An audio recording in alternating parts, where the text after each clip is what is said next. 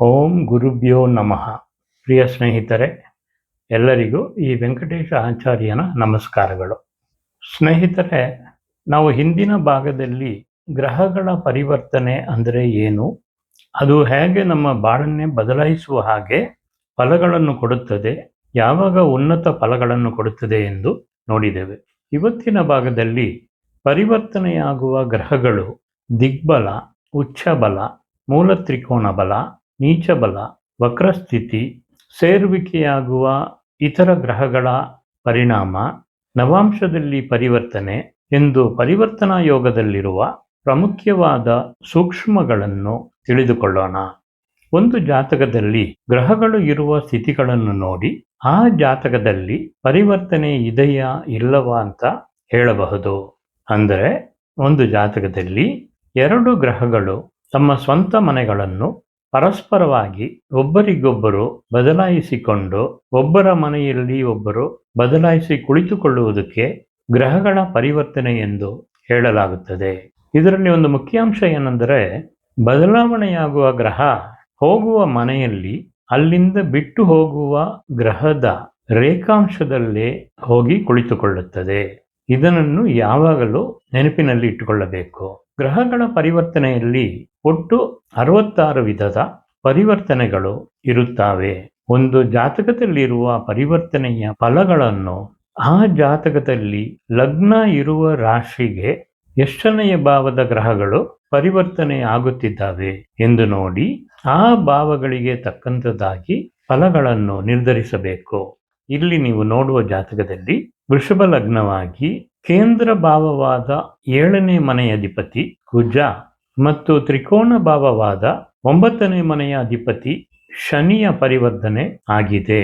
ಇದು 7 ಮತ್ತು 9ನೆಯ ಮನೆಗಳ ಪರಿವರ್ತನೆ ಎಂದು ಹೇಳಬೇಕು. ಇದು ಕೇಂದ್ರ ತ್ರಿಕೋನಾಧಿಪತಿಗಳ ಪರಿವರ್ತನೆ ಆದರೂ ಅಶುಭ ಗ್ರಹಗಳ ಪರಿವರ್ತನೆಯಾಗುತ್ತದೆ. ಆದ್ದರಿಂದ ಜಾತಕರಿಗೆ ಕೆಲವು ಕೆಟ್ಟ ಫಲಗಳನ್ನು ನೀಡುವ ಸಾಧ್ಯತೆ ಇರುತ್ತದೆ. ಇಲ್ಲಿ ಕುಜ ಉಚ್ಚ ಬಲದಲ್ಲೂ ಶನಿ ದಿಕ್ಬಲದಲ್ಲೂ ಬಲವಾಗಿ ಇರುತ್ತಾರೆ.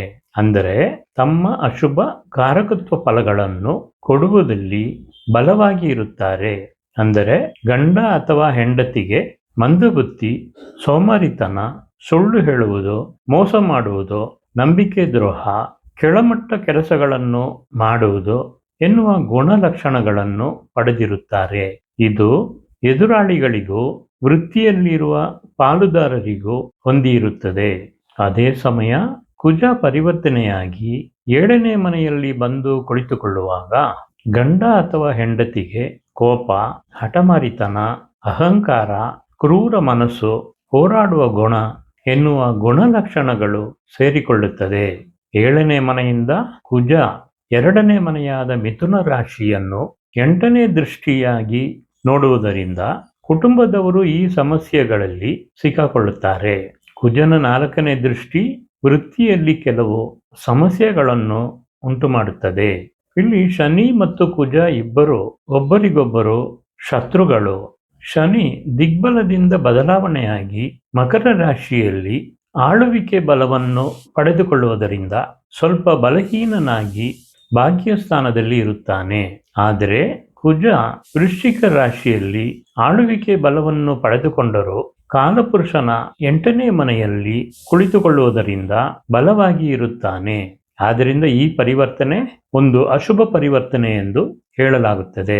ಈ 7 ಮತ್ತು 9ನೆಯ ಮನೆಗಳಿಗೆ ಗುರು ಅಥವಾ ಶುಕ್ರನ ಸಂಬಂಧ ಇದ್ದರೆ ಮಾತ್ರ ಕೆಡು ಫಲಗಳ ಪರಿಣಾಮ ಕಡಿಮೆಯಾಗುತ್ತದೆ. ಈ ಸ್ಥಿತಿಯಲ್ಲಿ ಗಂಡ ಅಥವಾ ಹೆಂಡತಿ ತಾಳ್ಮೆಯಿಂದ ಎಲ್ಲ ಕಷ್ಟಗಳನ್ನು ತಡ್ಕೊಂಡು ಅಡ್ಜಸ್ಟ್ ಮಾಡಿಕೊಂಡು ಹೋದರೆ ಬಾಳಲ್ಲಿ ಕಷ್ಟಗಳ ಪರಿಣಾಮ ಕಡಿಮೆ ಇರುತ್ತದೆ. ಇಲ್ಲಿ ಇನ್ನೊಂದು ಪರಿವರ್ತನೆ ನೋಡೋಣ. ಮಕರ ಲಗ್ನ ಜಾತಕರಾದ ಇವರ ಜಾತಕದಲ್ಲಿ ಬುಧ ಶುಕ್ರನ ಪರಿವರ್ತನೆ ಇರುತ್ತದೆ. 10ನೇ ಮನೆಯ ಅಧಿಪತಿ ಶುಕ್ರ ಮತ್ತು 9ನೇ ಅಧಿಪತಿಯಾದ ಬುಧನ ಪರಿವರ್ತನೆ. ಇದು ಕೇಂದ್ರ ತ್ರಿಕೋನಾಧಿಪತಿಗಳ ಪರಿವರ್ತನೆ. ಸಾಮಾನ್ಯವಾಗಿ ಇದು ಒಂದು ಯೋಗ ಪರಿವರ್ತನೆಯಾಗಿರುತ್ತದೆ. ಜಾತಕನ 5ನೇ ಮನೆಯ ಅಧಿಪತಿಯಾದ ಶುಕ್ರ ನೀಚನಾಗಿ 9ನೇ ಮನೆಯಲ್ಲಿ ಇರುವುದರಿಂದ ಪ್ರೇಮ ವಿಷಯದಲ್ಲಿ 2-3 ಸಾರಿ ನಿಷೇಧವಾಗಿತ್ತು. ಮತ್ತು ಪ್ರೇಮವನ್ನು ಗುರುತಿಸುವ ಬುಧ ನೀಚ ಸೂರ್ಯ ಮತ್ತು ರಾಹುವಿನ ಜೊತೆ ಸಂಪರ್ಕವಾಗಿದ್ದಾನೆ. 7ನೇ ಮನೆಯ ಅಧಿಪತಿ ಚಂದ್ರ ನೀಚನಾಗಿ ಕಾಲಪುರುಷನ 8ನೇ ಮನೆಯಾದ ವೃಶ್ಚಿಕ ರಾಶಿಯಲ್ಲಿ ಶನಿಯ ನಕ್ಷತ್ರದಲ್ಲಿ ಇರುವುದರಿಂದ ಮೊದಲನೆಯ ಹೆಂಡತಿ ಬಿಟ್ಟು ಹೋದರು. ಈ ಸ್ಥಿತಿಯಲ್ಲಿ ಗೋಚಾರ ಗುರು ಕನ್ಯಾ ರಾಶಿಗೆ ಬಂದ ಕೂಡಲೇ ಶುಕ್ರ ಬುಧ ಪರಿವರ್ತನೆಯಾಗಿದ್ದರಿಂದ ಜೊತೆಗೆ ಕೆಲಸ ಮಾಡುವ ಒಂದು ಹುಡುಗಿಯನ್ನು ಎರಡನೆಯದಾಗಿ ಮದುವೆ ಮಾಡಿಕೊಂಡರು.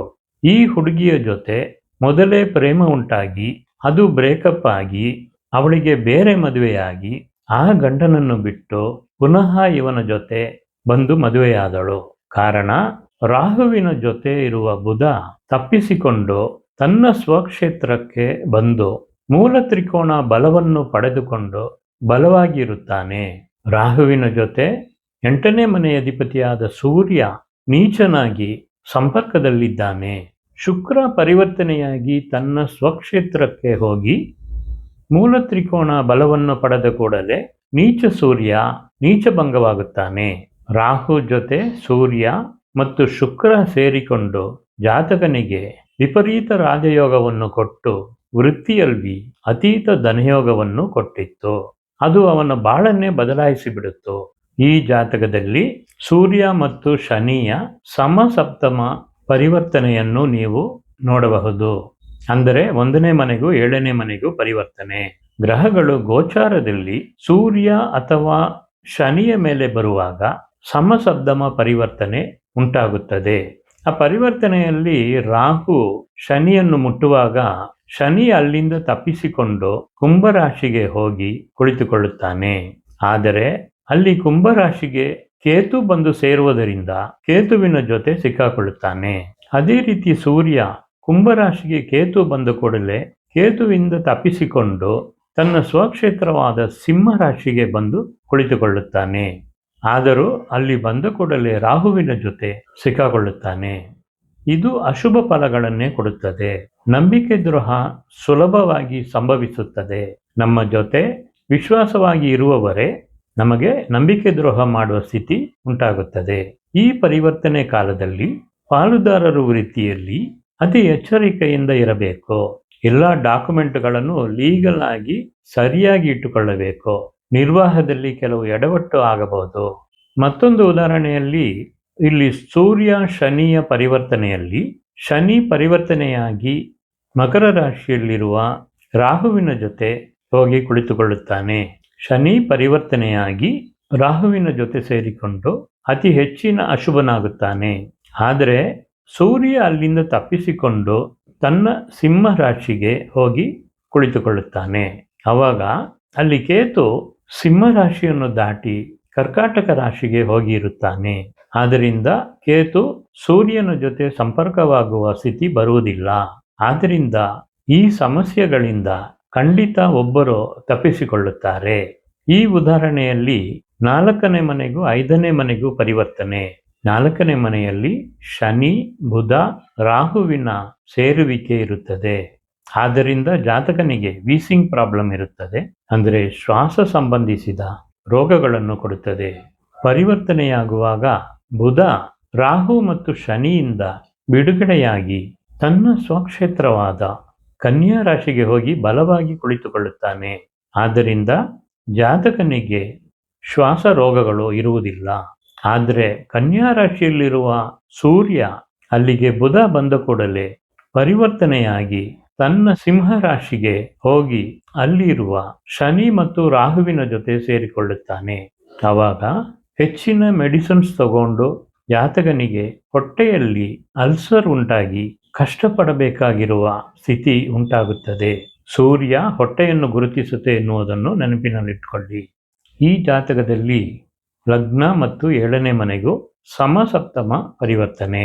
ಅಂದರೆ 7ನೇ ಮನೆಯ ಅಧಿಪತಿ ಶನಿ ಲಗ್ನದಲ್ಲಿ, ಅದೇ ರೀತಿ ಲಗ್ನಾಧಿಪತಿ ಚಂದ್ರ 7ನೇ ಮನೆಯಲ್ಲಿ ಕುಳಿತುಕೊಳ್ಳುತ್ತಾರೆ. ಇಲ್ಲಿ ಶನಿ 7 ಮತ್ತು 8ನೇ ಅಧಿಪತಿಯಾಗಿರುವುದರಿಂದ ಮನೆಯವರನ್ನು ವಿರೋಧ ಮಾಡಿಕೊಂಡು ಮದುವೆ ಮಾಡಿಕೊಂಡರು. 8ನೇ ಮನೆಯ ಅಧಿಪತಿ ಶನಿ ಲಗ್ನದಲ್ಲಿ ಕುಳಿತುಕೊಂಡು ಒಂದು ಅಪಮಾನವನ್ನು ಕೊಟ್ಟಿತ್ತು. ಕರ್ಕಾಟಕ ಲಗ್ನಕ್ಕೆ 11ನೇ ಮನೆಯಲ್ಲಿರುವ ಸೂರ್ಯ ಮತ್ತು 5ನೇ ಮನೆಯಲ್ಲಿರುವ ಗುರು ಪರಿವರ್ತನೆಯಾಗಿರುವುದು ಶುಭ ಪರಿವರ್ತನೆ ಆಗುತ್ತದೆ. ಜಾತಕನ ಮಗ ಎಲ್ಲ ಥರದ ಸುಖಗಳನ್ನು ಅನುಭವಿಸುವವನಾಗಿರುತ್ತಾನೆ. ಆದರೆ ಗೋಚಾರದಲ್ಲಿ ರಾಹು ಆ ವೃಷಭ ರಾಶಿಗೆ ಬಂದ ಕೂಡಲೇ ಸೂರ್ಯ ಅಲ್ಲಿಂದ ತಪ್ಪಿಸಿಕೊಂಡು ವೃಶ್ಚಿಕ ರಾಶಿಗೆ ಬಂದು ಕುಳಿತುಕೊಳ್ಳುತ್ತಾನೆ. ಅದೇ ರೀತಿ ಗುರು ವೃಷಭ ರಾಶಿಗೆ ಬಂದು ಗೋಚಾರ ರಾಹುವಿನ ಜೊತೆ ಸೇರಿಕೊಳ್ಳುತ್ತಾನೆ. ಕರ್ಕಾಟಕ ಲಗ್ನಕ್ಕೆ ವೃಷಭ ರಾಶಿ ಬಾತಕ ಸ್ಥಾನವಾಗುತ್ತದೆ. ಗುರು ಜಾತಕನ ಮಗನನ್ನು ಗುರುತಿಸುತ್ತದೆ. ಈ ಪರಿವರ್ತನೆ ಕಾಲದಲ್ಲಿ ಮಗನಿಗೆ ಕೆಲವು ಅಶುಭ ಫಲಗಳು ಉಂಟಾಗುತ್ತದೆ. ತಂದೆಯನ್ನು ಗುರುತಿಸುವ ಸೂರ್ಯ ಕೇತು ಜೊತೆ ಬಂದು ಸೇರಿಕೊಳ್ಳುವುದರಿಂದ ಜಾತಕನ ತಂದೆ ಒಬ್ಬಂಟಿಯಾಗಿ ಹತಾಶೆಯಿಂದ ಯಾವ ನಂಬಿಕೆಯೂ ಇಲ್ಲದೆ ಜೀವನ ಮಾಡುತ್ತಾರೆ. ಈ ಉದಾಹರಣೆಯಲ್ಲಿ ಲಗ್ನಾಧಿಪತಿಯಾದ ಕುಜ ಮತ್ತು 6ನೇ ಮನೆಯ ಅಧಿಪತಿಯಾದ ಬುಧನ ಪರಿವರ್ತನೆ, ಇದು 1ನೇ ಮನೆಗೂ 6ನೇ ಮನೆಗೂ ಪರಿವರ್ತನೆಯಾಗಿ ಅಶುಭ ಫಲಗಳನ್ನು ಕೊಡುತ್ತದೆ. ಈ ಪರಿವರ್ತನೆಯಲ್ಲಿ ಜಾತಕನಿಗೆ ರೋಗಗಳು ಬರುವ ಸಾಧ್ಯತೆಯನ್ನು ಉಂಟು ಮಾಡುತ್ತದೆ. ಭೂಮಿ ತಗೊಳ್ಳುವ ವಿಷಯದಲ್ಲಿ ಸಾಲ ಮಾಡಿ ಆ ಸಾಲ ಕೊಟ್ಟವರು ಮನೆಗೆ ಬರುವ ಸ್ಥಿತಿ ಉಂಟಾಗುತ್ತದೆ. ಕುಜ 8ನೇ ಮನೆಗೂ ಅಧಿಪತಿಯಾಗುವುದರಿಂದ ಪತ್ರಗಳಲ್ಲಿ ಅಥವಾ ಅಗ್ರಿಮೆಂಟಲ್ಲಿ ಕೆಲವು ಸಮಸ್ಯೆಗಳು ಇರಬಹುದು. ಕಾರಣ ಬುಧ 3ನೇ ಮನೆಗೂ ಅಧಿಪತಿಯಾಗಿ ಡಾಕ್ಯುಮೆಂಟ್ಗಳನ್ನು ಗುರುತಿಸುತ್ತಾನೆ. ಕುಜನ ಪರಿವರ್ತನೆಯಿಂದ ಕೆಲವು ಅಡೆತಡೆಗಳು, ಹೊಡೆದಾಟ, ಅಪಮಾನ ಉಂಟಾಗಬಹುದು. ಕಿರಿಯ ಸಹೋದರರೊಟ್ಟಿಗೆ ಅಥವಾ ಸೋದರ ಮಾವನೊಟ್ಟಿಗೆ ಮನಸ್ತಾಪಗಳು ಉಂಟಾಗಬಹುದು. ಈ ಜಾತಕದಲ್ಲಿ ಲಗ್ನಾಧಿಪತಿಯಾದ ಗುರು ಮತ್ತು 6ನೇ ಮನೆ ಅಧಿಪತಿಯಾದ ಸೂರ್ಯನ ಪರಿವರ್ತನೆ, ಹಿಂದೆ ನಾನು ಹೇಳಿದ ಹಾಗೆ 1-6 ಪರಿವರ್ತನೆ ಅಶುಭ ಫಲಗಳನ್ನು ಕೊಡುತ್ತದೆ. ಇಲ್ಲಿ ಗುರುವಿನ ಪೂರ್ವಭಾದ್ರ ನಕ್ಷತ್ರದಲ್ಲಿ ಸೂರ್ಯ ಸ್ಥಿತವಾಗಿರುತ್ತಾನೆ. ಅದೇ ರೀತಿ ಸೂರ್ಯನ ಉತ್ತರ ನಕ್ಷತ್ರದಲ್ಲಿ ಗುರು ಸ್ಥಿತವಾಗಿರುತ್ತಾನೆ. ಇದು ನಕ್ಷತ್ರ ಪರಿವರ್ತನೆಯೂ ಆಗುತ್ತದೆ. ಗ್ರಹ ಪರಿವರ್ತನೆಯಿಂದ ಉಂಟಾಗುವ ಫಲಗಳು ಹೊರಗಡೆ ಎಲ್ಲರಿಗೂ ಕಾಣುವ ಹಾಗೆ ನಡೆಯುತ್ತದೆ. ಆದರೆ ನಕ್ಷತ್ರ ಪರಿವರ್ತನೆಯಿಂದ ಉಂಟಾಗುವ ಫಲಗಳು ಯಾರಿಗೂ ಗೊತ್ತಾಗದೆ ನಡೆಯುತ್ತದೆ. ಸಂಬಂಧಪಟ್ಟವರಿಗೆ ಮಾತ್ರ ಗೊತ್ತಾಗುತ್ತದೆ. ಈ ಮೀನಲಗ್ನ ಜಾತಕರು ಒಂದು ಡಾಕ್ಟರ್ ಆಗಿದ್ದಾರೆ. 7 ಜನರನ್ನು ಪ್ರೀತಿಸಿದರು. ಹೊರಗಡೆ ಯಾರಿಗೂ ಗೊತ್ತಾಗಲಿಲ್ಲ. ಆದರೆ ಅದರಲ್ಲಿ ಒಬ್ಬರನ್ನು ಮಾತ್ರ ಮದುವೆ ಮಾಡಿಕೊಂಡರು. ಕಾರಣ ಪರಿವರ್ತನೆಯಾಗುವ ಗುರು 5, 7, 9ನೇ ಮನೆಗಳನ್ನು ದೃಷ್ಟಿಸುವುದರಿಂದ ಪ್ರೀತಿ ಮತ್ತು ಪ್ರೇಮ ಸಂಬಂಧಿಸಿದ ಫಲಗಳು ಉಂಟಾಗಿತ್ತು. ಆದ್ದರಿಂದ ಸ್ನೇಹಿತರೆ, ಪರಿವರ್ತನೆಯಲ್ಲಿ ಪರಿವರ್ತನೆಯಾಗುವ ಗ್ರಹಗಳು ಯಾವ ಮನೆಗೆ ಬದಲಾವಣೆಯಾಗುತ್ತದೆಯೋ ಆ ಮನೆಯ ಕೆಲಸವನ್ನು ಮಾಡುತ್ತದೆ. ಅದು ಒಳ್ಳೆ ಮನೆಗಳಾಗೂ ಇರಬಹುದು ಅಥವಾ ಕೆಟ್ಟ ಮನೆಗಳಾಗೂ ಇರಬಹುದು. ಇಲ್ಲಿ ನೀವು ನೋಡುವ ಜಾತಕದಲ್ಲಿ ಶುಕ್ರ ಶನಿಯ ಪರಿವರ್ತನೆ, ಶುಕ್ರ ಶುಭ ಗ್ರಹ, ಶನಿ ಅಶುಭ ಗ್ರಹ. ಪರಿವರ್ತನೆಯಲ್ಲಿ ಶತ್ರುಗ್ರಹವಾದ ಸೂರ್ಯನ ಜೊತೆ ಶನಿ ಸಂಪರ್ಕವಾಗುವುದರಿಂದ ಮಾವ ಅಳಿಯನ ಜಗಳ ಇರುತ್ತದೆ ಅಥವಾ ತಂದೆ ಮಗನ ಜಗಳ ಇರುತ್ತದೆ. ಆದ್ದರಿಂದ ಹೆಂಡತಿ ಎನ್ನುವ ಶುಕ್ರ ಬಿಟ್ಟು ಹೋಗುವ ಸ್ಥಿತಿ ಉಂಟಾಗಬಹುದು. ಮತ್ತು ಸೂರ್ಯ ಶನಿಯ ಸಂಪರ್ಕ ವೀರ್ಯವನ್ನು ಕಡಿಮೆ ಮಾಡಿ ಪುತ್ರ ಭಾಗ್ಯದಲ್ಲಿ ಕೆಲವು ಸಮಸ್ಯೆಗಳನ್ನು ಉಂಟು ಮಾಡುತ್ತದೆ. ಆದ್ದರಿಂದ ಸ್ನೇಹಿತರೆ, ಇಲ್ಲಿ ನಾನು ಹೇಳಿದ್ದ ಈ ವಿಷಯಗಳನ್ನು ನಿಮ್ಮ ಜಾತಕದಲ್ಲಿ ಹೊಂದಿಸಿ ನೋಡಿ ಫಲಗಳನ್ನು ನೋಡಿಕೊಳ್ಳಿ. ಇನ್ನು ಮುಂದಿನ ವಿಡಿಯೋದಲ್ಲಿ ಜ್ಯೋತಿಷ ಶಾಸ್ತ್ರದಲ್ಲಿರುವ ಇನ್ನಷ್ಟು ಸೂಕ್ಷ್ಮಗಳನ್ನು ತಿಳಿದುಕೊಳ್ಳೋಣ. ಅದುವರೆಗೆ ನಾನು ಇಲ್ಲಿಯವರೆಗೆ ಹೇಳಿದ್ದ ಎಲ್ಲ ನಿಯಮಗಳನ್ನು ನಿಮ್ಮ ಜಾತಕದಲ್ಲಿ ಹೊಂದಿಸಿ ನೋಡಿ ನಡೆದ ಸಂಭವಗಳನ್ನು ಖಚಿತಪಡಿಸಿಕೊಳ್ಳಿ. ಸ್ನೇಹಿತರೆ, ಈ ವಿಡಿಯೋವನ್ನು ಇಲ್ಲಿಯವರೆಗೆ ನೋಡಿದ್ದಕ್ಕೆ ಧನ್ಯವಾದಗಳು. ಈ ವಿಡಿಯೋ ನಿಮಗೆ ಇಷ್ಟವಾಗಿದ್ದರೆ ಲೈಕ್ ಬಟನ್ ಒತ್ತಿ ನನ್ನ ಈ ಚಾನಲಿಗೆ ಸಬ್ಸ್ಕ್ರೈಬ್ ಮಾಡಿ. ಈ ಲಿಂಕನ್ನು ನಿಮ್ಮ ಸ್ನೇಹಿತರುಗಳಿಗೆಲ್ಲ ಕಳಿಸಿ. ಎಲ್ಲರಿಗೂ ಉಪಯೋಗವಾಗಲಿ. ಎಲ್ಲರಿಗೂ ಶುಭವಾಗಲಿ. ನಮಸ್ಕಾರ. ಸರ್ವೇ ಜನ ಸುಖಿನೋ ಭವಂತು.